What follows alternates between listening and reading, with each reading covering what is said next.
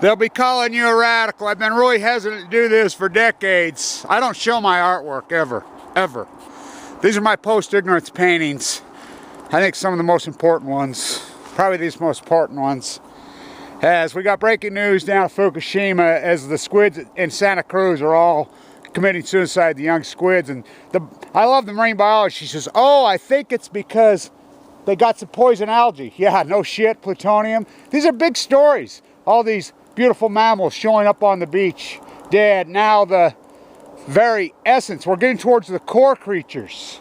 I mean, the garfish, the squid, you know, the sea lions. Wow, they're first. I mean, we start to get to the core just like leukemia gets into the bone marrow. These are important paintings.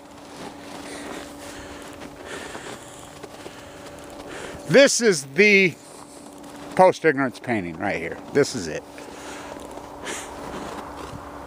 I painted that in 95, 96. Of course, you've seen the nuclear vagina, the nuclear triangle, history of the West. Now remember, I painted these long before my dad even died, you know.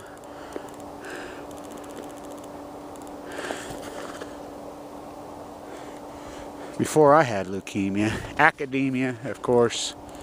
Boy, did I call that. I think that was painted in 94. I traced myself in my big art studio with a girl that I was hanging with at the time. That's really her and I. It's the house my uncle, who lives right there, lived in. I love this painting. You guys can understand this, I hope. I love that painting. That's me as a boy growing up right here. Right here.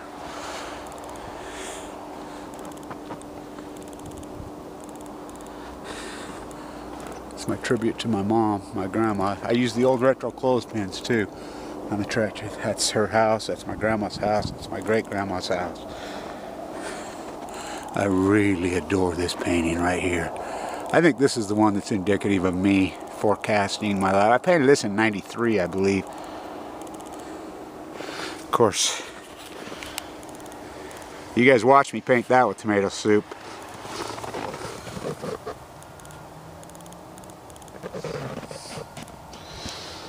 What's on the back of it?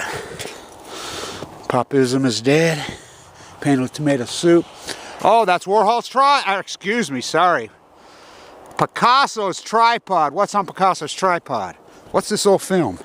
What's this old film? Red Myth, the War. Oh, yeah. Huh. Gotta switch hands. You know how I go with this thing.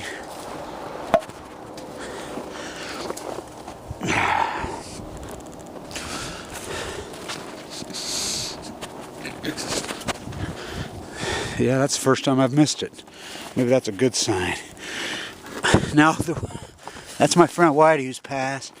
Kevin, you really laid those in the snow? That's a young man without a father.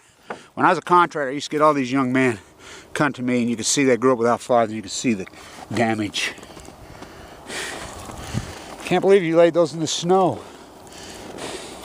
Well, it's a lot about understanding texture. I mean, in the physical way, not in a tube.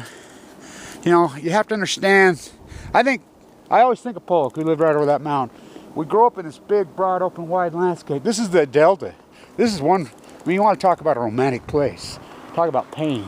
Tornado ripped right through there. Our big, beautiful barn when I was 8 years old.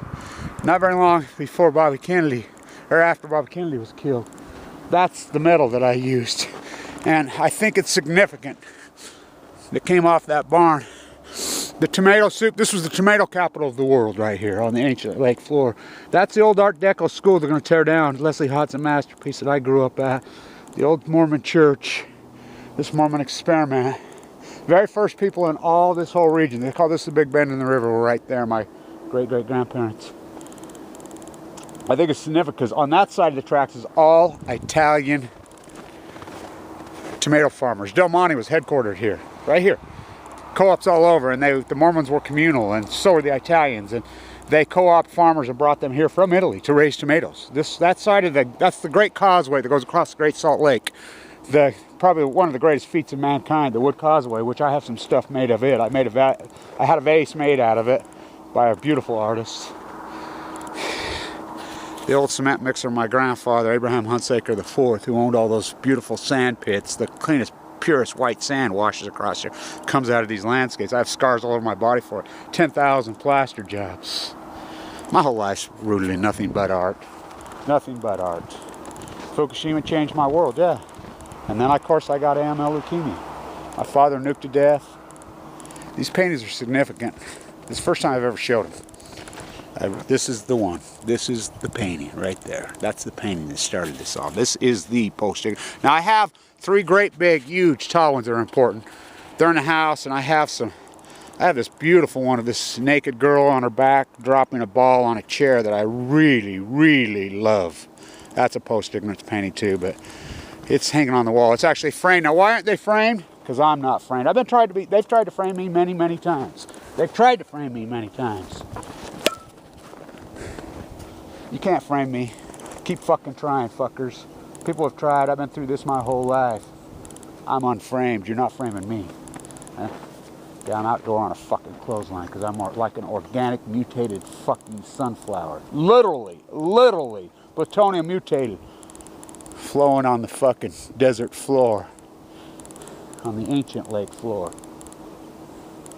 Stay untuned.